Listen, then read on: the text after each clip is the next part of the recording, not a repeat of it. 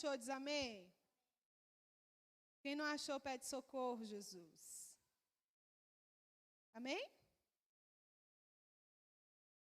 1 Samuel, capítulo 3, verso 13, que diz assim: porque já lhe disse que julgarei a sua casa para sempre, pela iniquidade que ele bem conhecia, porque os seus filhos se fizeram execráveis, e ele os não repreendeu.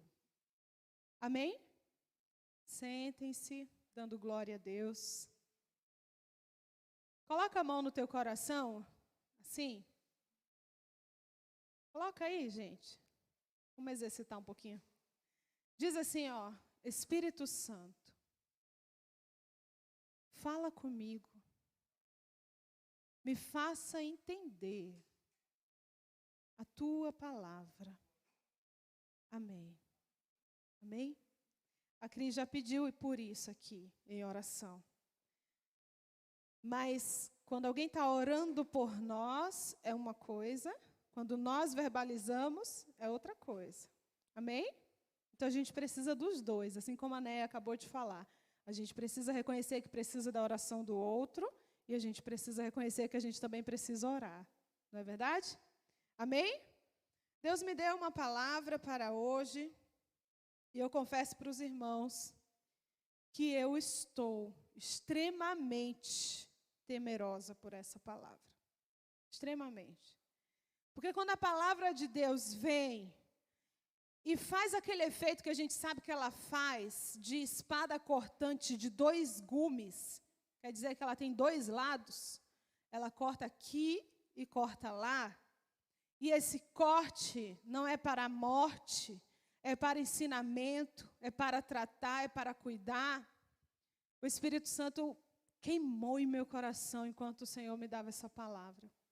E eu gostaria de pedir, fazer como aqueles pregadores, né? Que eles pregam assim muito. E eles pedem, redobrem a sua atenção agora. Por que isso, irmãos? E eu entendo muito isso. Porque é a palavra de... A diferença é que quem está falando aqui é a irmã Elisama. Mas a palavra é de Deus. Então a atenção tem que estar assim. Amém? Ele está extremamente atento. Glória a Deus. E o tema dessa palavra é a recompensa da omissão. Quem ouviu pode repetir? Amém. Você ouviu. Nós estamos no culto da família. Um culto onde a gente relembra dos nossos cuidados para a família. Um culto onde a gente lembra e pede ao Senhor pela nossa família.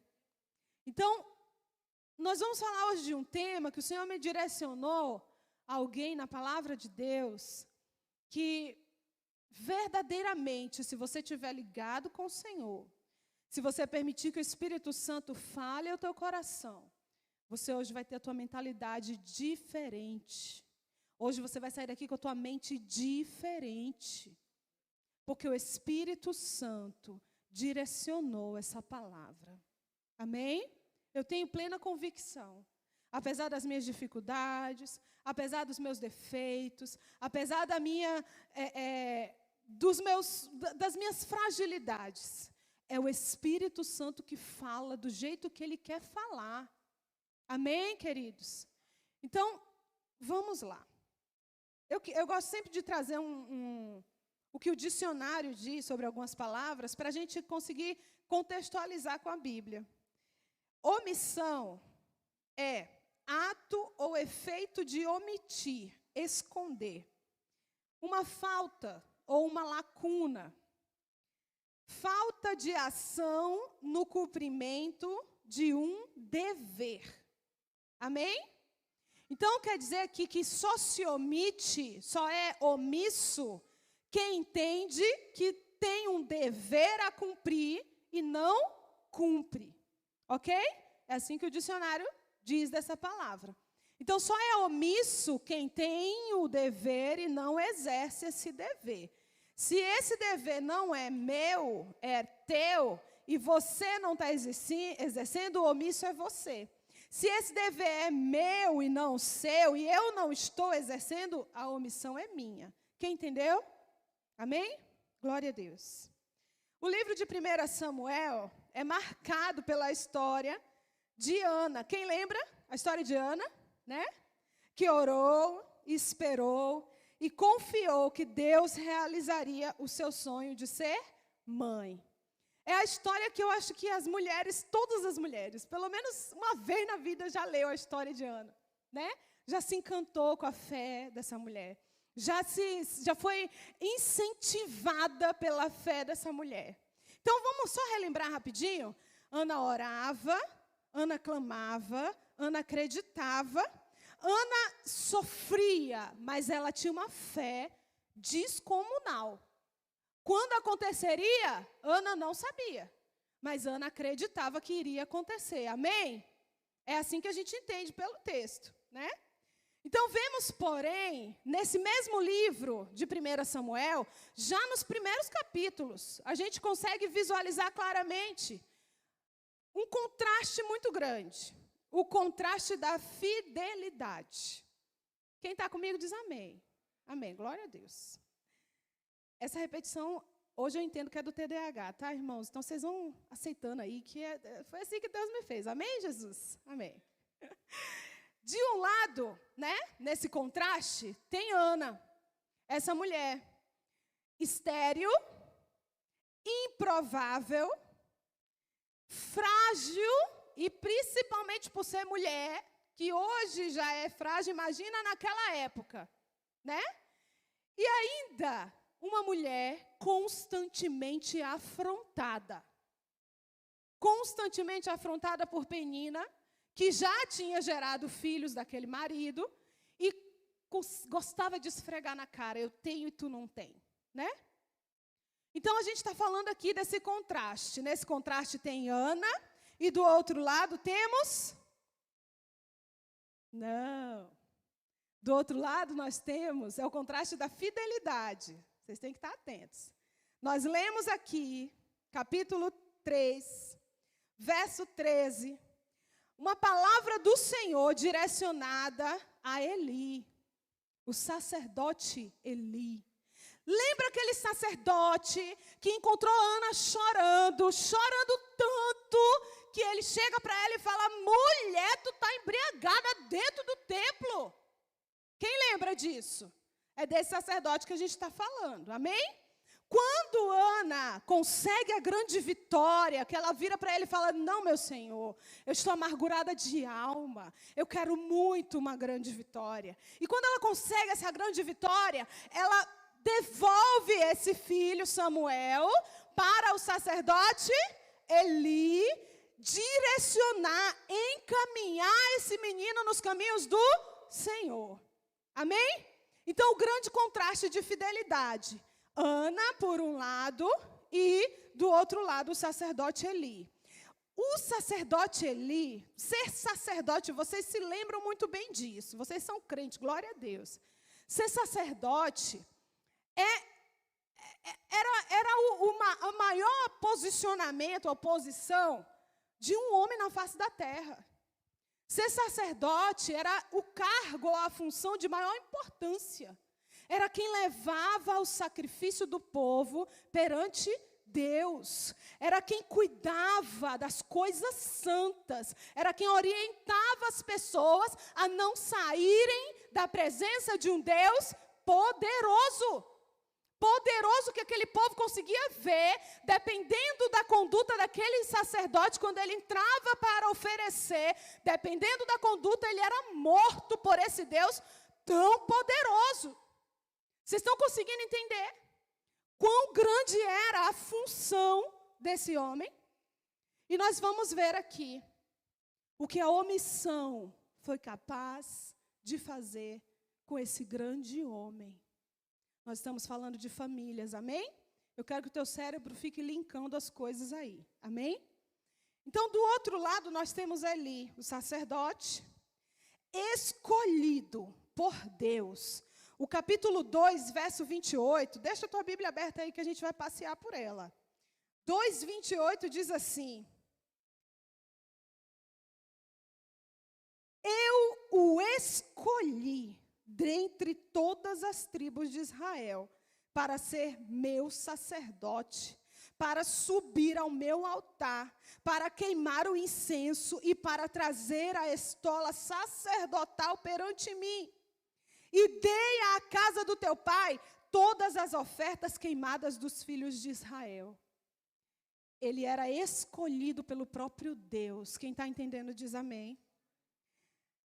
Eli, o contraste dele com Ana. Deus, o próprio Deus, declara que ele e os seus andariam na presença de Deus. Capítulo 2, o verso 30, diz assim: portanto, diz o Senhor, Deus de Israel, na verdade, dissera quem? O próprio Deus, que tu e a tua casa e a casa de teu pai andariam diante de mim perpetuamente. Eu mesmo falei, esse daí eu escolho para mim, e ele vai andar diante de mim perpetuamente. Vocês estão entendendo a veracidade disso? Vocês estão entendendo o que é ter um tete-a-tete com esse Deus todo-poderoso, da forma que o sacerdote Eli tinha? E aí, mais um item aqui que eu grifei. O próprio Deus lembrou da aliança que havia feito, capítulo 2, verso 27. O próprio Deus fala, olha, não me manifestei, na verdade, à casa de teu pai, estando os israelitas ainda no Egito, na casa de Faraó. Ou seja, eu mesmo não me apresentei na casa do teu pai. Eu mesmo não estive presente, eu mesmo não selei uma aliança contigo, comigo, entre mim e a casa do teu pai, entre mim e o teu povo. Eu mesmo não disse que vocês seriam meu. Essa é a história de Eli, contrastando aí com a história de Ana, que vocês já conhecem também. Só que, irmãos, ser escolhido e se colocar como escolhido exige muita coisa. Ser escolhido é uma coisa, é um ponto. Eu sou escolhida, tá? Eu sou escolhida. Me colocar como escolhida exige comprometimento, exige um abraço de causa, existe uma dedicação extrema, porque eu entendo que eu fui escolhida, mas não é porque eu fui escolhida que eu posso ficar de qualquer jeito ou fazer de qualquer jeito. Então, quando a gente vê a história de Eli, do sacerdote Eli, essa escolha toda que Deus fez com ele, eu vejo claramente na minha interpretação que ele entendeu que foi escolhido, mas ele não se colocou como escolhido. Ele entendeu que Deus, o grande Deus, o escolheu. A gente vai ver isso mais para frente. Mas se posicionar como escolhido exige dedicação, exige seriedade, exige entendimento do que você foi escolhido para fazer, exige entendimento do que é para você fazer. A pessoa chama de Laísson, foi escolhido para trabalhar nessa função aqui. De Laísson precisa saber qual é a função. Ele precisa conhecer qual é o cargo, o que ele vai exercer, o que ele tem que fazer, porque ele foi escolhido para fazer. Amém, irmãos? Eu quero frisar muito isso. Porque a gente parece que às vezes a gente se coloca como fui escolhido. E é tão bom isso. É tão bom. A gente ouve os louvores, você é escolhido do Senhor, você é ungido do Senhor, mas a gente está sendo escolhido verdadeiramente? A gente está agindo como escolhido verdadeiramente? O Senhor quer um tempo de conserto nas nossas vidas. Quando a gente volta isso para o âmbito familiar, irmãos, como disse a Néia, não dá tempo. Não dá tempo, se a gente for abrir um parêntese aqui. Porque você foi escolhido, mas você precisa se portar como escolhido. Aleluia.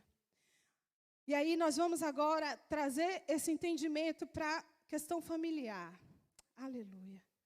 Os pais foram escolhidos pelo próprio Deus. Quem entendeu diz amém. Os pais foram escolhidos pelo próprio Deus. Meu filho pode até ficar bravo comigo qualquer hora e dizer, eu não queria ter você como mãe. Nunca ouvi isso, mas, né, vai que. Mas ele não teve escolha. Quem escolheu? Deus. Deus falou, vai gerar o Caleb, ponto. Tentei até gerar outro antes, Deus falou, esse daqui é meu, vai devolver já para mim. Era o Caleb que Deus queria para mim. Deus falou, pai de Elisama é Carlos José, mãe de Elisama, Maria Dolores, ponto. A gente não escolhe isso. Quem fez essa escolha foi o próprio Deus. Quem escolheu para ser pai da Adriana foi Deus que escolheu o Wagner. Ah, mas eu não quero saber. Irmãos, se a gente leva isso para um entendimento maior, você vai se colocando no papel que você deve se colocar. Porque você foi escolhido, você está entendendo que você foi escolhido. Aleluia. Ana, a improvável, criou. A improvável, lembra? A improvável, a que era caluniada, a que era xingada, a que foi confundida com bêbada dentro do templo. Sabe o que ela criou? Ela gerou. Ensinou por um tempo ali até deixar de mamar aquela criança. E depois ela direcionou para ser um profeta. Ela entendeu que ela foi escolhida para uma tão grande obra que ela deveria, naquele momento, abrir mão daquele grande presente para que aquele presente cumprisse um propósito que era maior ainda. Quem está entendendo diz amém. Então, Ana, quando ela entendeu, é meu presente. Ana tinha o direito de virar e falar, não, Deus, aí o Senhor quer demais. O Senhor me fez me arrastar anos e anos com essa penina nas minhas costas, falando mal de mim, me criticando. Agora o Senhor quer meu filho. Ana poderia.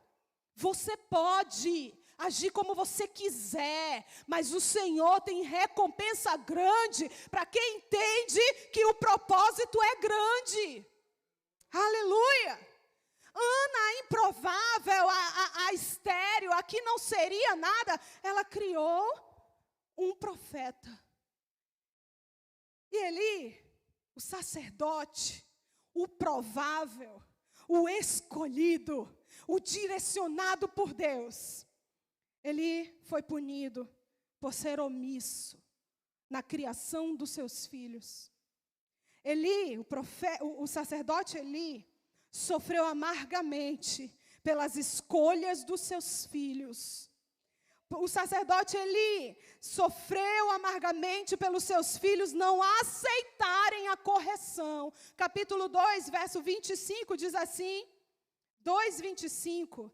Entretanto, não ouviram a voz do seu pai. Está aqui, todos esses versículos próximos, está dizendo, ele chama os filhos, conversa com os filhos, meus filhos. Eu estou sabendo, meus filhos, que vocês estão lá se prostituindo, lá na porta da cidade com as prostitutas. Eu estou sabendo, todo o arraial está sabendo a tua conduta. Todos estão vendo o comportamento que você está tendo, meu filho, meus filhos, né? Volta, presta atenção. E o sacerdote Eli foi punido pelo grande Deus, porque ainda isso não foi suficiente para Deus. E é aqui que eu quero abrir o grande parêntese. Nós estamos numa geração de filhos, de crianças, que acham que a gente tem um limite de correção. A gente está ouvindo por aí que não pode fazer tal coisa com os nossos filhos. A gente está sendo ensinado pelo mundo que a gente tem que limitar, que tem que ter um jeitinho de falar. E eu quero te dizer que Deus não vai aceitar a tua omissão, a minha omissão. E quando as escolhas forem ruins, vai recair sobre a minha, sobre a tua vida, sobre a vida dos filhos também. A palavra de Deus é muito clara. A palavra de Deus é nítida. Ela não deixa uma vírgula que não dá para se entender. Está muito claro aqui que o lugar que o sacerdote se colocava não deu a ele um direito especial perante a justiça do grande juiz. Não deu a ele um lugar todo especial. Ah, não, tadinho, olha lá. Ele até tentou. Tentou quanto? Quanto foi que ele tentou para que Deus, mais na frente, não aceitasse essa tentativa? E aí eu te pergunto, quanto que você está tentando atrair os teus filhos para o Senhor? Quanto é que você está tentando ensinar os teus filhos no caminho correto? Quanto é que você está tentando manter a tua casa decente na presença do Senhor? Porque eu vou dizer para você, se você está tentando, você está sofrendo como eu. Se está tentando muito, está chorando muito como eu e aquele abençoado estamos chorando. Mas eu creio no que eu vou colher, porque eu sei o que eu estou fazendo. Eu sei que eu não estou me omitindo em mostrar a verdade, em ensinar, em punir. Ontem nós estávamos numa conversa e eu estava falando, a ciência é clara quando diz que todo ser humano funciona baseado na recompensa ou na punição. Fala comigo, recompensa e punição.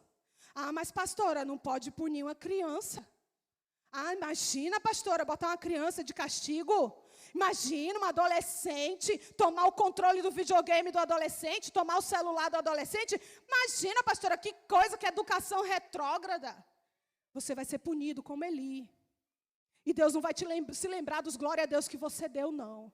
As almas que você conquistar para o Senhor não vai contar nesse momento. Porque se a tua casa está sendo vergonha, a responsabilidade também é tua. E é por isso que eu falei que eu termino a base com essa palavra. Porque eu sei o quanto que Deus falou comigo nessa manhã. Então nós estamos vivendo um momento em que a sociedade quer botar aqui, ó, na cabeça do pai e da mãe, que não, é adolescência. É assim mesmo. É assim mesmo quando eu morrer. É assim mesmo se eu morrer. Porque enquanto eu estiver viva, e esse senso de justiça estiver dentro de mim, eu tenho que buscar por ele. Ah, mas pastora, eu tenho que falar manso. Como é que eu falo manso com um filho que não quer falar manso, gente? Ah, mas não pode punir. Como é que eu não puno um filho que é desobediente? O filho que obedece não merece punição. O filho que entende o seu lugar de filho não merece ser punido, ser colocado num outro lugar. Vamos ter consciência disso em nome de Jesus. Se você sair, foi o exemplo que eu dei ontem, a gente conversando, sai ali, dá um giraia na cara de alguém, você vai ver se a justiça não te pega. Você é criança? Você é adulto?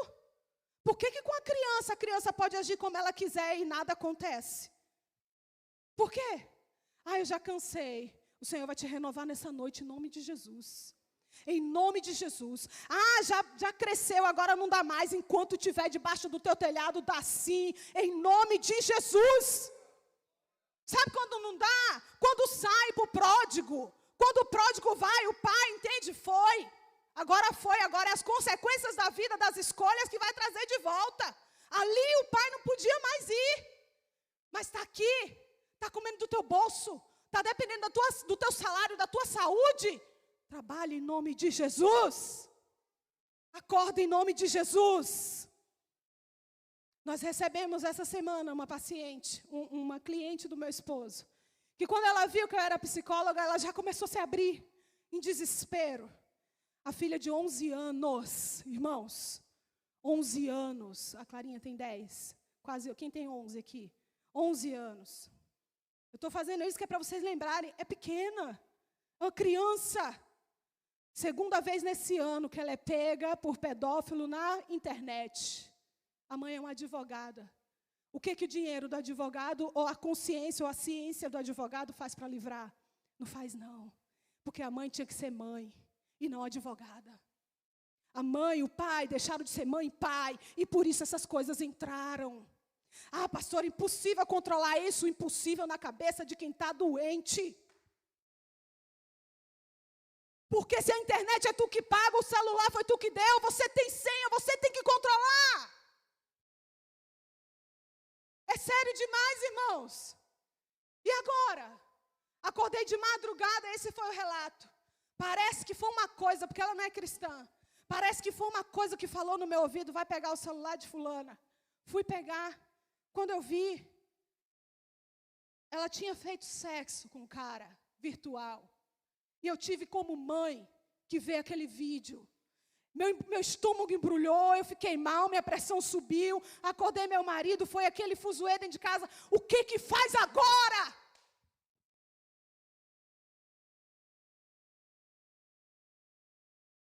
O que faz agora, irmãos?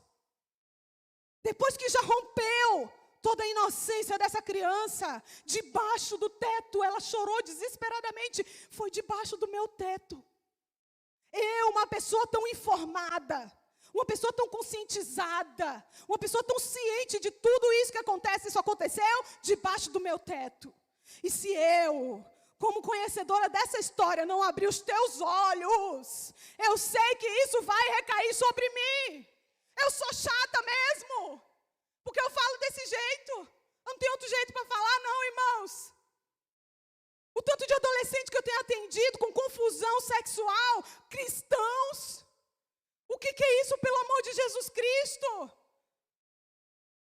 Os pais vivendo o seu mundo. E os adolescentes vivendo o mundo deles. Os pais vivendo as suas exigências. Não, filho, agora eu não posso, eu preciso de tal coisa. Não, eu tenho que fazer, eu tenho que agir, eu tenho que... Não, não dá. A gente larga de mão. E o mundo agarra com todas as mãos. Em nome de Jesus, vamos abrir os nossos olhos. Em nome de Jesus, vamos abrir os nossos olhos. Porque o diabo não está brincando, não. E como a Néia falou, destruiu a família, acabou. Destrói a base, acabou. Se acontece na tua casa, tu duvida até do poder de Deus. Porque tu vai começar a dizer, mas cadê Deus que não viu isso? Por que Deus não guardou? Por que Deus não fez nada com a minha filha que não guardou? A responsabilidade é tua.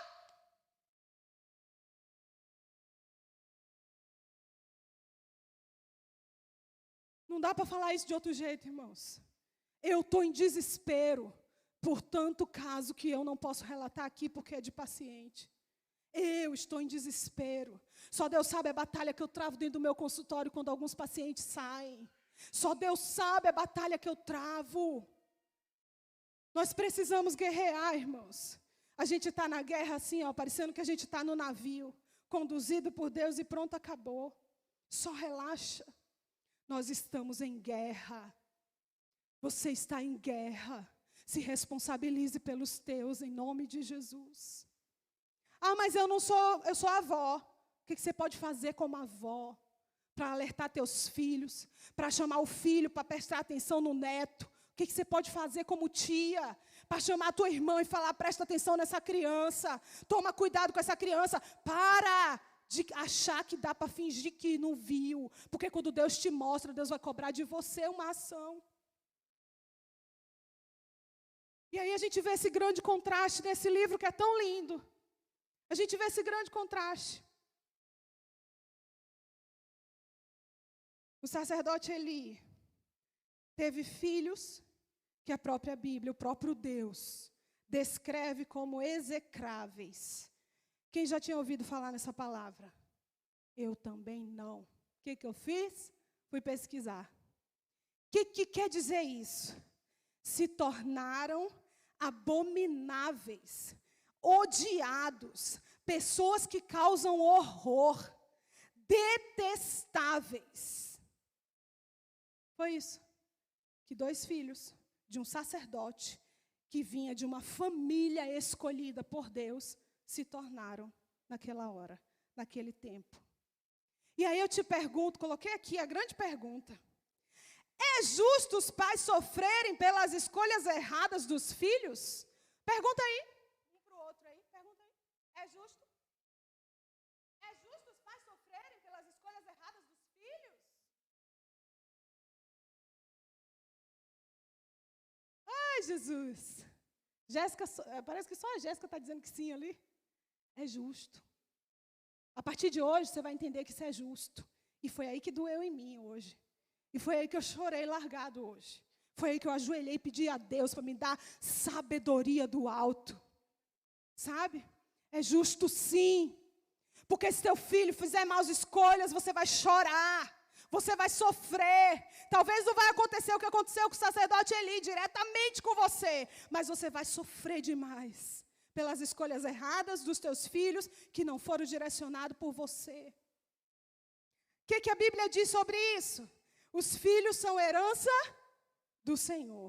Salmo 127, verso 3. Aí eu te pergunto, qual é a nossa obrigação quando a gente recebe uma herança? Te dei aqui uma herança. Ó, Mi, a partir de hoje você vai herdar lá metade da minha casa. O que você vai fazer? Primeira coisa que você vai fazer? Passar para o teu nome, cuidar. O que você faria?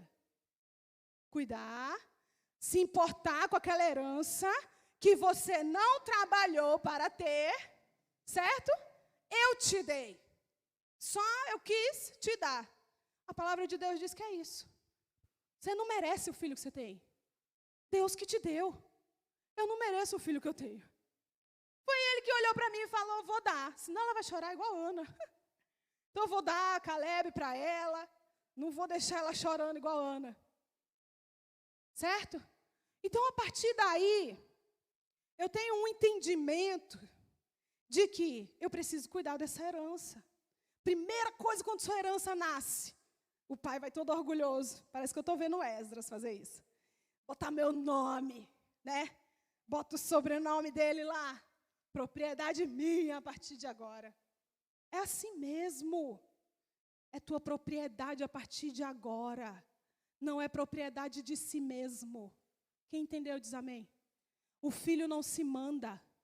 Filho não se governa. Filho não se orienta sozinho. Porque se tu, como filho, se orientasse sozinho, Jesus teria te abandonado aí para tu se virar sozinho. Mas como ele te chama de filho, ele te fala, eu vou te direcionar. Vem por aqui, anda por aqui, faz assim, não pisa ali, pisa naquele lugar. Se tu pisar ali é campo minado, tu vai morrer. Então, filho não se governa. Filho tem que ter alguém, um tutor, e você, fomos escolhidos para sermos esses tutores. É bom ter gente no nosso pé, o tempo todo falando o que fazer. Quem gosta? Eu não gosto. Eu não gosto. Mas eu preciso. Para eu saber o que eu sei hoje, eu precisei de alguém na minha orelha falando, não faz assim não, hein? Faz daquele jeito. Se eu quero conhecer uma situação nova, um programa novo, alguma coisa nova, eu vou ter que ter alguém no meu ouvido me tutoriando e dizendo, faz assim, para não dar errado. Então a gente precisa se colocar nesse lugar, entendendo que a minha herança foi dada de brinde para mim. A minha herança foi dada porque Deus olhou para mim e quis me dar essa herança. Mas a responsabilidade de cuidar dessa herança, de manter essa herança, de não deixar os muros cair, de cercar, de guardar, de limpar, de não deixar o pedófilo chegar. Essa responsabilidade é minha, irmãos. Meu filho não se conforma, ele fala, eu tenho 15 anos. Meu celular tem que passar a noite no quarto da minha mãe e do meu pai, que horror. Chora, mas não pode. Por quê? Porque de noite eu não estou vendo. De dia está usando, eu estou passando, estou ouvindo. Está falando com quem, filho? Ah, fulano. Ah, tá dando risadinha, o que foi? Opa, entrou no quarto, fechou a porta com o celular, por quê? Bate a porta. O que está aí? O que aconteceu? Minha privacidade, mãe, privacidade é na sua casa. Quando você comprar ela. Quando você investir nela. Aí você fecha a sua porta e fica tranquilo. Aqui a porta foi minha, a cama é minha. É horrível isso, irmãos. Ser esse tipo de pai, esse tipo de mãe, é horrível. Mas se o meu filho não precisasse, eu não seria. O filho molda o tipo de pai. Se teu filho está precisando de algo a mais para ele entender qual é o lugar dele, você precisa ter esse algo a mais. Se o teu filho está precisando de uma correção diferente, você precisa, em nome de Jesus, se posicionar com essa correção diferente. Porque senão a casa cai, irmãos. A casa cai. E aí eu vou te falar, se tu levar teu filho com má conduta num psiquiatra, muito facilmente, ele vai dizer, olha, desde quando é assim? Desde pequenininho? Desde pequenininho que faz o que quer. Me trata como quer. Vou te dizer o que vai acontecer com ele. Ele vai ser tomado, vai passar remédio para ele pro resto da vida. Porque ele vai ser visto como um transtorno. Que ele tem um transtorno. Transtorno opositor desafiador. O famoso TOD. Aí eu te pergunto. É transtorno mesmo? Ou é falta de posição do teu pai e da tua mãe? É transtorno mesmo? Ou é falta de cuidado com a herança? É um transtorno mesmo que o remédio vai acalmar? Aí taca ali remédio, ele vai acalmar, porque o remédio é forte, foi planejado para isso. E aí você começa a criar um mongó. Quem sabe o que é isso? Porque isso aqui é de lá da Bahia. Sabe o que é, Rose? Rose sabe. Começa a criar um bocó, cheio de vida, cheio de coisas para fazer, cheio de possibilidades, mas não pode. Tem que ser controlado com remédio, porque o pai e a mãe não têm pulso. Porque o pai e a mãe estão deixando a mídia, lixo, falar, não pode educar, não pode ensinar, mas pode levar um livro para o teu filho ler lá. Meu esposo passou o vídeo aí para vocês, eu não vou dizer aqui. Teu filho não pode ser educado por tu, mas pode ler aquele livro que eles querem que leiam. Né? Então, até onde a gente vai permitir isso? Eu não sei para vocês, irmãos, mas essa palavra mexeu com o meu estômago. Essa palavra me embrulhou, porque eu comecei a ver como eu preciso do direcionamento do Senhor. Eu quero, irmãos, e eu creio num Deus que projetou um futuro para o meu filho. Num Deus que permitiu o meu filho nascer para crescer e ser o homem que ele tem que ser. Eu creio no nome de Jesus, na prosperidade dessas meninas. Eu creio no nome de Jesus. E nós precisamos nos colocar assim. Porque se tomar conta, se a rebeldia tomar conta, ela não encontra nenhum trabalho. Porque patrão nenhum quer ouvir desaforo, não. Você não abre tua empresa para ouvir desaforo de filho de seu ninguém que foi mal criado, não. E aí eu te pergunto, vai conseguir? Ela vai conseguir se manter? Ele vai conseguir se manter? Então a gente está vendo esse contraste todo aqui. Se tornaram abomináveis. Né? Vemos no capítulo 2, o verso 25, ele tentando alertar os filhos. Mas no capítulo 3 e verso 13, o próprio Deus mostra a omissão de Eli, dizendo assim, ó, o 3, capítulo 3, versículo 13 que nós lemos. O próprio Deus, sabe o Samuelzinho? Quem lembra diz amém? Samuelzinho de Ana, sabe? Samuelzinho de Ana. Depois que desmamou, Ana botou Samuel lá com o profeta Eli, para ser criado nos caminhos do Senhor. E um dia Samuel acorda com uma voz, chamando ele. E tem aquela coisa que você já sabe que Samuel vai para Eli, achando que é Eli que está chamando. Quando ele entende, eu acho que Deus está querendo falar com esse menino. Ele orienta Samuel, se chamar de novo, tu fala Senhor, que o teu servo ouve. E Samuel ficou atento, aleluia. E quando Samuel ouviu de novo aquela voz chamar Samuel, ele disse, fala Senhor, porque o teu servo ouve. Quem que o Senhor falou para o Samuel? Primeira profecia do homem, irmão Fábio. Oh, Jesus, que prova. Primeira profecia do homem, do menino. A palavra de Deus vai e manda Samuel dizer, disse o Senhor a Samuel, eis que vou fazer em Israel, a qual todo o que ouvir lhe tinirão os ouvidos. Naquele dia, suscitarei a ira contra Eli, tudo quanto tenho falado com respeito à sua casa, começarei e cumprirei, porque já lhe disse que julgarei a sua casa para sempre. Pela iniquidade que ele bem conhecia, aquela iniquidade dos seus filhos, porque os seus filhos se fizeram execráveis, e ele não os repreendeu. Porque os seus filhos se tornaram terríveis, e ele não os repreendeu. Mas pastora, você não leu o que ele estava repreendendo lá? Foi pouco.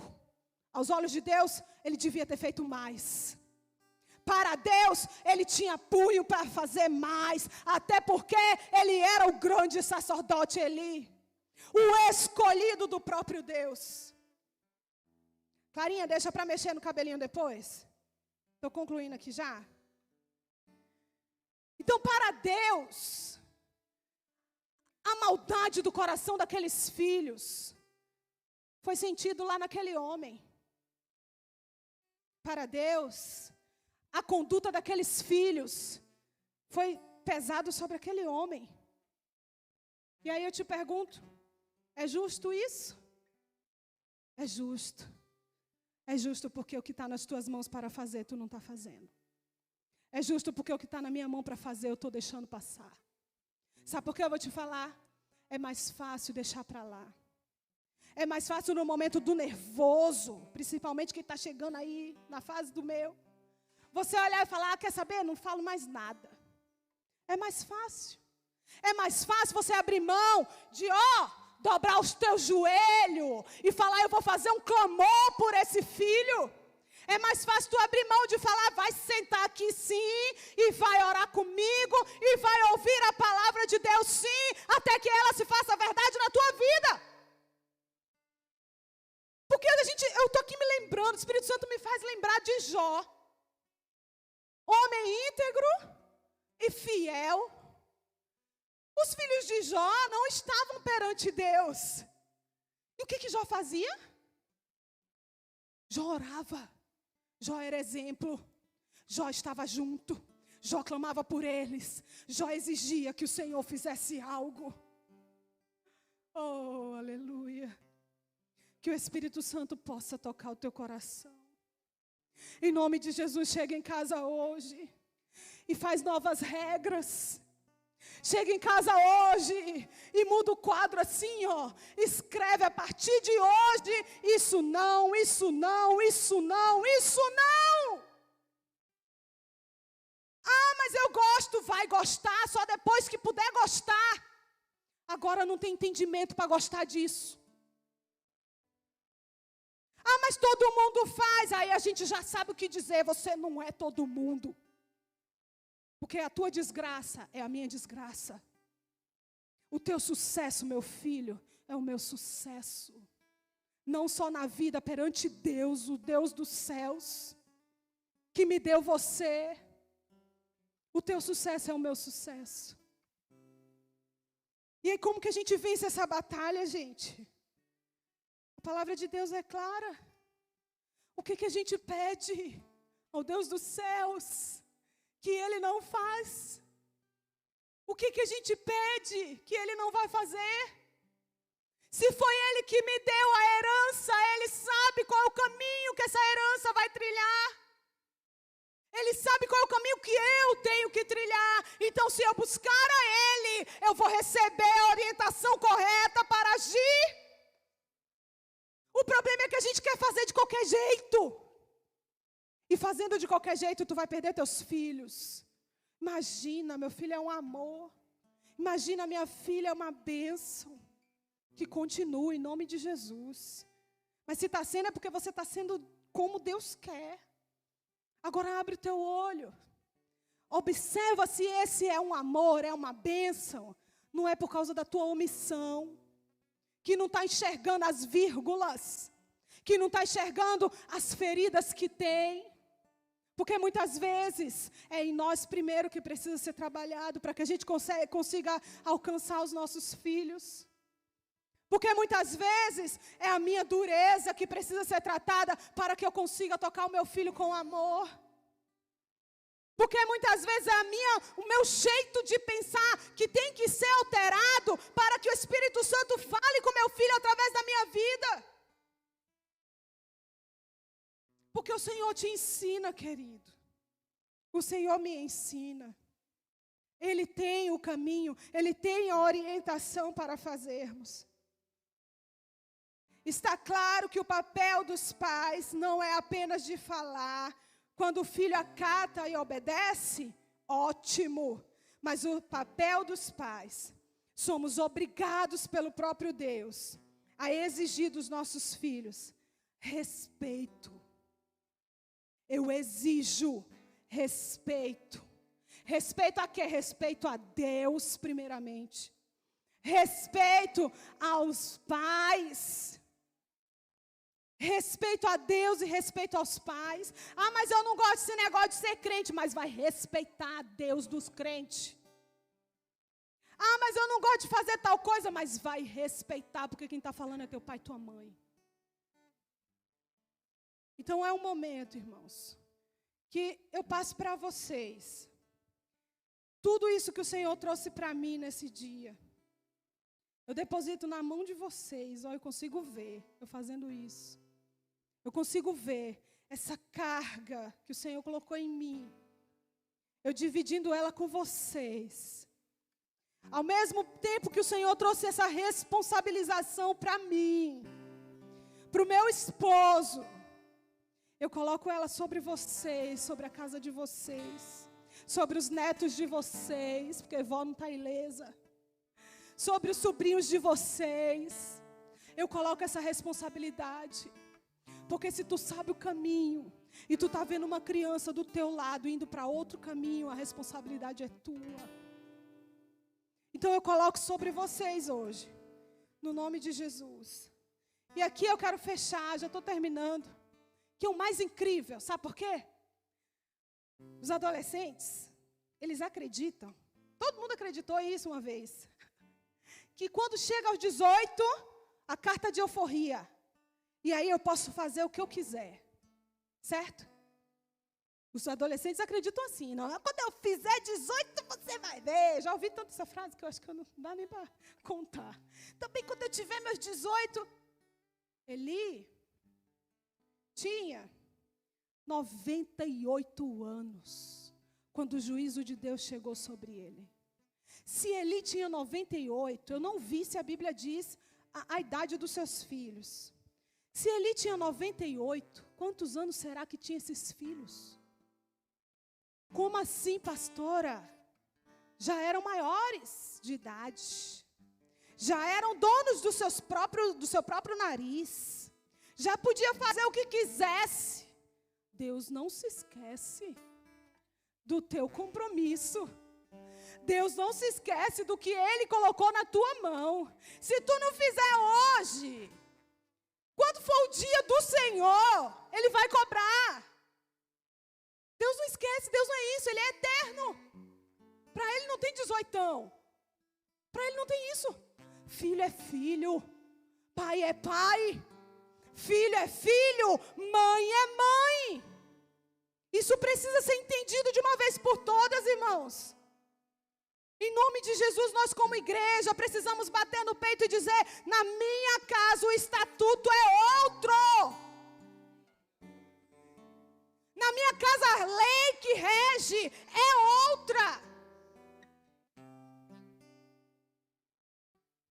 Em nome de Jesus, entenda de uma vez por todas que o Senhor não te chamou para ser frouxo. Pastores, se eu apertar e ele sair, você pensa que eu não penso nisso todo dia? Você pensa que eu não sofro com isso todos os dias? E se eu colocar a punição e acontecer tal coisa? Quem se responsabiliza a partir daí é Deus. Se tu está agindo como o Senhor te direcionar, se tu agir como o Senhor te direcionar, quem vai se responsabilizar com o resto é Ele. Você só não pode ser omisso. Você só não pode ser omissa. O papel da mãe tem que ser realizado. O papel do pai tem que ser realizado. Eu não sei se você esperava outra palavra no culto como hoje. Mas hoje, quando eu acordei, eu falei: Jesus, tem misericórdia, Senhor. É isso mesmo, Pai.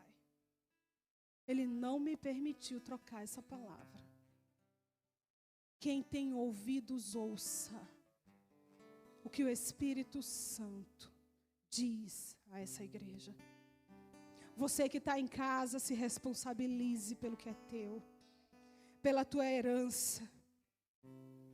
E aí, Eli, com 98 anos, um velho cego, que a palavra de Deus faz questão de dizer, que ele era velho e que ele era cego. Capítulo 4, verso 15 diz: era Eli da idade de 98 anos, e seus olhos tinham cegado, e já não podia ver. Quando aquele exército entrou e trouxe toda a guerra, e pediram para levar, mandou, pois, o povo trazer de Siló a arca do Senhor dos Exércitos, entronizado entre os querubins. Esse era o Senhor dos Exércitos, é o Senhor dos Exércitos. E os dois filhos de Eli, Ofni e Finéias, estavam ali, acompanharam a arca. E ali naquela guerra, a arca foi tomada do povo de Israel. A presença de Deus saiu do povo de Israel. E aqueles dois filhos morreram na guerra. E quando alguém chega para contar para Eli o que aconteceu, que é muito interessante, que ele estava tão velho, ele sabia tanto do Deus que ele servia, o Deus que ele temia, que quando falaram que a arca da aliança não estava mais com o povo, ele caiu da cadeira. Eu acredito que naquele momento aquele corpo tremeu tanto, que aquela cadeira não foi capaz de segurar. E ele caiu, quebrou o pescoço e morreu. Por quê? Porque ele entendeu. E a Bíblia fala que a mulher de Ofni, se não me engane, acho que sim, depois vocês completam a leitura, estava grávida. E quando ela ouviu falar, ela teve dores e pariu imediatamente. Quando o Senhor falou lá, através do menininho, do Samuel, que iria fazer algo que os ouvidos de todos iriam tinir. Não é algo apenas para você ver. Todos que estão ao teu redor vai sentir. A palavra de Deus diz, em Provérbios 29:15, que a vara e a repreensão dão sabedoria, mas o filho entregue a si mesmo é vergonha aos pais. E eu quero fechar com esse versículo. É isso que está no teu lombo. É isso aí, que está no teu lombo. Porque ver nascer, ver o bebezinho é muito fácil. Educar nos caminhos do Senhor, amando ao Senhor, é o desafio que Deus colocou nas tuas mãos. Mas se Ele te escolheu, é porque Ele viu capacidade em você para isso. Se Ele te escolheu, por que essa cobrança foi tão pesada para Eli?